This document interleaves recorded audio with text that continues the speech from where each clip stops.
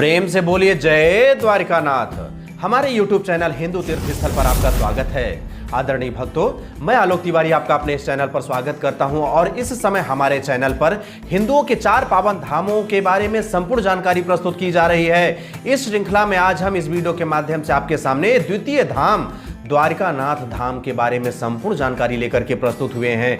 लेकिन इस वीडियो में आगे बढ़ने से पहले आपको एक बात बता देना चाहते हैं कि द्वारिकापुरी अथवा द्वारका धाम हिंदुओं के पवित्र 4 धामों के अलावा सप्तपुरियों में भी शामिल है। लेकिन इस वीडियो में आगे बढ़ने से पहले आपको एक बात बता देना चाहते हैं कि हमारा दूसरा चैनल भी है जिसका नाम है आलोक तिवारी एस्ट्रोलॉजर। उस चैनल का लिंक इस वीडियो के डिस्क्रिप्शन बॉक्स पर उपलब्ध है। आप उस चैनल पर जाकर के ज्योतिष एवं अध्यात्म की संपूर्ण जानकारी प्राप्त कर सकते हैं। आइए अब इस वीडियो को प्रारंभ करते हैं। कहां स्थित है द्वारका धाम? भूमंडल में दक्षिण एशिया स्थित भारतवर्ष के पश्चिमी छोर पर गुजरात राज्य के देवभूमि द्वारका जिले में स्थित एक प्राचीन हिंदू तीर्थ स्थल है। द्वारका धाम ओखा मंडल के पश्चिमी तट पर गोमती नदी और अरब सागर के किनारे बसा हुआ है। यह श्री कृष्ण के प्राचीन राज द्वारका का स्थल है और गुजरात की सर्वप्रथम राजधानी मानी जाती है। महात्म्य: द्वारका धाम अत्यंत महत्वपूर्ण हिंदू तीर्थ स्थल है। हिंदू धर्म ग्रंथों के अनुसार पर द्वारकापुरी भगवान श्री कृष्ण के द्वारा बसाई हुई नगरी है। यह भगवान श्री कृष्ण की कर्म भूमि है। द्वारका भारत के 7 सबसे प्राचीन शहरों में से एक है। द्वारका 7 पुरियों में से एक पुरी तथा हिंदुओं के पावन 4 धामों में से एक धाम है। द्वारका धाम के प्रभाव से कीट पतंग, पशु पक्षी तथा सर्प आदि योनियों में पड़े हुए समस्त पापी भी पाप मुक्त हो जाते हैं। फिर जो लोग द्वारका में निवासरत हैं और जितेंद्रिय होकर भगवान श्री कृष्ण की श्रद्धा पूर्वक सेवा करते हैं, उनके विषय में तो कहना ही क्या है। द्वारका में रहने वाले समस्त प्राणियों को जो गति प्राप्त होती है वह बड़े बड़े मुनियों को दुर्लभ होती है। द्वारका निवासियों का दर्शन और स्पर्श करके भी मनुष्य बड़े बड़े पापों से मुक्त होकर के स्वर्ग लोक में निवास करते हैं। पवन द्वारा उड़ाई गई द्वारका की रज भी पापियों के पाप को मुक्त करने वाली मानी गई है। द्वारका समस्त क्षेत्रों और तीर्थों से उत्तम कही गई है। द्वारका में किए गए यज्ञ, हवन, तप, जप एवं दान का करोड़ गुना एवं अक्षय फल प्राप्त होता है। द्वारका की पौराणिक दृष्टिकोण: भगवान श्री कृष्ण का जन्म मथुरा में हुआ, लेकिन उन्होंने द्वारका में राज किया। द्वारका में ही बैठे बैठे उन्होंने संपूर्ण देश की बागडोर अपने हाथ संभाली थी। पांडवों को सहारा दिया, धर्म की जीत कराई, शिशुपाल और दुर्योधन जैसे अधर्मी राजाओं का अस्तित्व समाप्त किया। द्वारका अपने समय में संपूर्ण देश की राजधानी बन गई थी। बड़े बड़े राजा यहां आते थे और बहुत से मामलों में भगवान श्री कृष्ण की सलाह लिया करते थे। द्वारका धाम का धार्मिक महत्व होने के साथ साथ इस स्थान पर कई गूढ़ रहस्य भी छिपे हुए हैं। द्वारका की वैज्ञानिक दृष्टिकोण: ऐसी मान्यता है कि भगवान श्री कृष्ण के गोलोक धाम प्रस्थान करने के बाद उनकी बसाई हुई द्वारका नगरी समुद्र में विलीन हो गई। आज भी इस स्थान पर उस नगरी के अवशेष मौजूद हैं। लंबे समय से प्रसिद्ध शोधकर्ताओं ने पुराणों में वर्णित द्वारिका के रहस्य का पता लगाने का प्रयास किया, लेकिन वैज्ञानिक तथ्यों पर आधारित कोई भी अध्ययन कार्य अभी तक पूर्ण नहीं हो पाया है। द हिंदू की एक रिपोर्ट के अनुसार पर 1963 में सबसे पहले द्वारका नगरी का एग्जीबिशन डेक्कन कॉलेज पुणे के डिपार्टमेंट ऑफ आर्कियोलॉजी और गुजरात सरकार ने मिलकर किया था। इस दौरान करीब 3000 साल पुराने बर्तन प्राप्त हुए थे। इसके लगभग 10 वर्ष बाद आर्कियोलॉजिकल सर्वे ऑफ इंडिया की अंडर वाटर आर्कियोलॉजी विंग को समंदर में कुछ तांबे के सिक्के और ग्रेनाइट स्ट्रक्चर भी प्राप्त हुए। 2005 में द्वारका के रहस्यों से पर्दा उठाने के लिए अभियान शुरू किया गया था। इस अभियान में भारतीय नौसेना ने भी मदद की थी। अभियान के दौरान समुद्र की गहराइयों में कटे छटे पत्थर मिले और यहां से लगभग 200 अन्य नमूने भी एकत्र किए गए थे, लेकिन आज तक यह तय नहीं हो पाया है कि यह वही नगरी है अथवा नहीं जिसे भगवान श्री कृष्ण ने बसाया था। आज भी यहां वैज्ञानिक समंदर की गहराइयों में कैद इस रहस्य को सुलझाने में लगे हुए हैं। कैसे स्थापित हुए अथवा श्री कृष्ण क्यों द्वारिकापुरी गए? पौराणिक कथाओं के अनुसार पर जब भगवान श्री कृष्ण ने अपने मामा कंस का वध करके मथुरा वासियों को कंस के अत्याचार से मुक्त किया, तो कंस के ससुर जरासंध ने कृष्ण और यादवों को पूरी तरह से नष्ट करने का संकल्प ले लिया था। जरासंध मथुरा और यादवों पर बार बार आक्रमण करता था। अंततः मथुरा वासियों की सुरक्षा को ध्यान में रखते हुए भगवान श्री कृष्ण ने मथुरा छोड़ने का निर्णय ले लिया। भगवान श्री कृष्ण के आदेशानुसार देवशिल्पी विश्वकर्मा जी ने भारतवर्ष के पश्चिमी समुद्र के तट पर एक अत्यंत सुंदर द्वारिका नगरी बसाई और भगवान श्री कृष्ण समस्त मथुरा वासियों को लेकर के मथुरा छोड़कर द्वारिका की ओर प्रस्थान कर गए। भगवान श्री कृष्ण के मथुरा छोड़ने के कारण उन्हें रणछोड़ के नाम से भी जाना जाता है। वर्तमान द्वारका नगरी कुशस्थली के नाम से पहले से ही विद्यमान थी। श्री कृष्ण ने इस वीरान हो चुकी नगरी को एक नया जीवन दान दिया और द्वारिका के नाम से बसाया। द्वारकाधीश की मूर्ति। द्वारकाधीश मंदिर के गर्भगृह में चांदी के सिंहासन पर चतुर्भुजी श्याम वर्ण की मूर्ति स्थापित है। मूर्ति की ऊंचाई 2.25 फीट है। भगवान ने अपने हाथों में शंख, चक्र, गदा एवं कमल धारण किए हुए हैं। वर्तमान में स्थापित यह मूर्ति इस मंदिर की तीसरी मूर्ति है। ऐसा माना जाता है कि यहाँ स्थापित पहली मूर्ति की आराधना भगवान श्री कृष्ण की पहली रानी रुक्मिणी ने भी की थी। वह मूर्ति अब बेट द्वारिका के मंदिर में स्थापित है। विदेशी आक्रमणकारियों से इसकी रक्षा करने हेतु इसे बेट द्वारिका ले जाया गया था। दूसरी मूर्ति डाकोर के एक मंदिर में स्थापित है। यहाँ प्रचलित एक दंत कथा के अनुसार पर बदना नाम की एक कन्या भगवान श्री कृष्ण के दर्शन हेतु डाकोर से द्वारिका आया करती थी। उसकी भक्ति से प्रसन्न होकर एक दिन भगवान श्री कृष्ण उसके साथ जाने का निश्चय किए और उस कन्या के साथ डाकोर चले गए। इस प्रकार भगवान श्री कृष्ण की दूसरी मूर्ति डाकोर के मंदिर में पहुंच गई।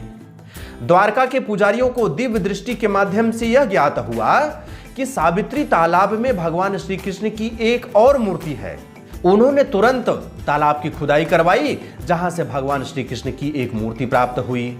इस मूर्ति में भगवान श्री कृष्ण की आंखें स्पष्ट नहीं थीं, लेकिन मूर्ति पर किया गया सुंदर श्रृंगार मूर्ति की आंखें न होने का आभास नहीं होने देता है। वर्तमान में द्वारिकाधीश मंदिर के अंदर सावित्री तालाब से प्राप्त मूर्ति ही स्थापित है। श्रद्धालुगण इनका दर्शन लाभ प्राप्त करते हुए भगवान श्री कृष्ण का आशीर्वाद प्राप्त करते हैं। मंदिर के अंदर भगवान श्री कृष्ण की प्रतिमा पश्चिम दिशा की ओर मुख किए हुए खड़ी है। संभवतः भगवान श्री कृष्ण समुद्र की ओर अपनी जलमग्न नगरी को निहार रहे हैं। मंदिर की स्थापत्य शैली एवं इतिहास। गुजरात के द्वारका का इतिहास सदियों पुराना है। इसका उल्लेख महाभारत महाकाव्य में भी द्वारका साम्राज्य के रूप में मिलता है। गोमती नदी के तट पर स्थित इस शहर को भगवान श्री कृष्ण की राजधानी के रूप में वर्णित किया जाता है। 5 मंजिलों वाला द्वारकाधीश का यह मंदिर 72 स्तंभों के सहारे खड़ा है।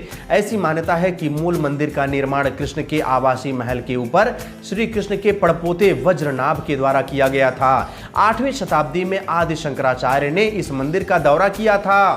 पुरातत्व विभाग की रिपोर्ट के अनुसार पर यह मंदिर लगभग 2500 वर्ष पुराना मंदिर है।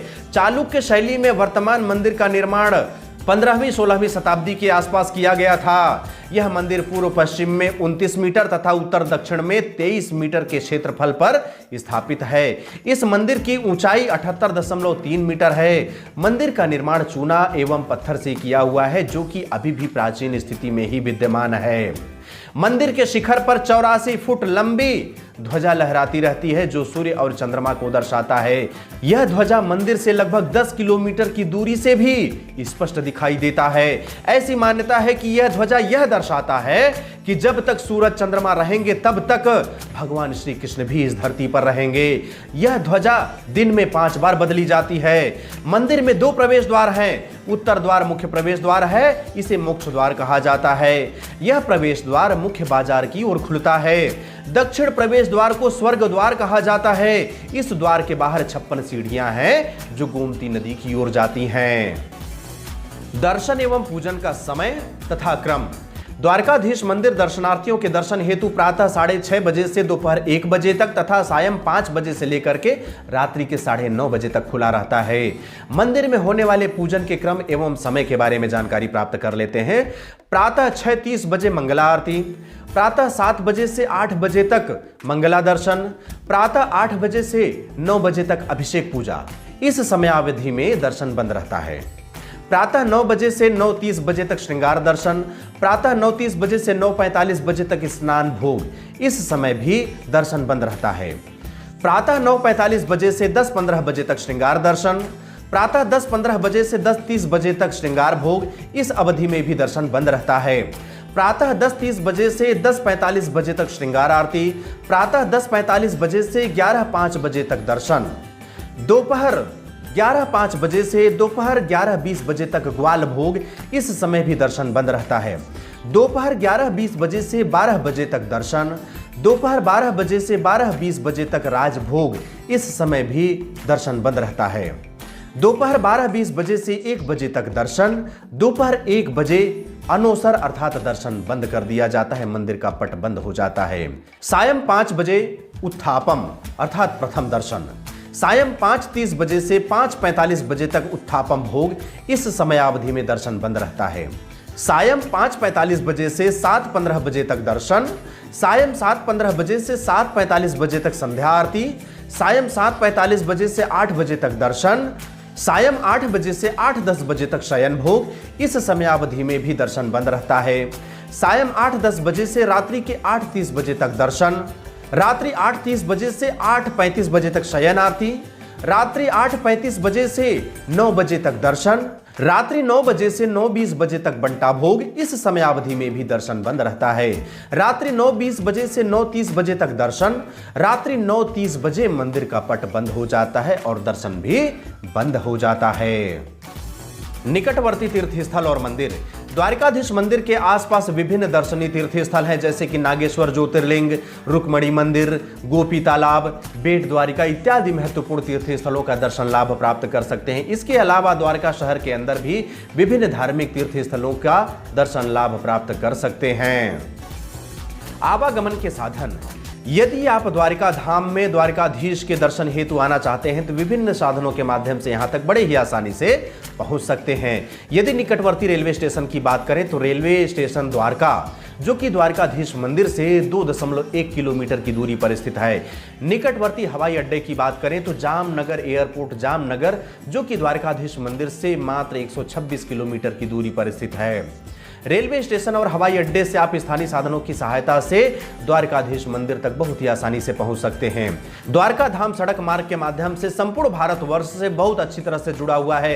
आप द्वारका तक बस या टैक्सी के माध्यम से बहुत ही आसानी से पहुंच सकते हैं।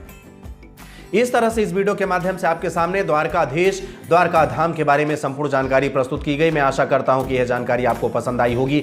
यदि यह जानकारी आपको पसंद आई हो तो मुझे कमेंट बॉक्स में लिख करके अवश्य बताइएगा। साथ ही साथ इस वीडियो को अधिक से अधिक लोगों तक शेयर कीजिएगा, जिससे कि द्वारका धाम द्वारकाधीश के बारे में सभी लोग जानकारी प्राप्त कर सकें और द्वारका धाम तक पहुंचकर द्वारकाधीश से आशीर्वाद प्राप्त कर सकें। अब मुझे आगे दीजिए, मिलते हैं अगले वीडियो पर। तब तक के लिए जय हिंद, जय भारत, बम बम भोलेनाथ की जय। जय गुरुदेव, जय द्वारिकाधीश।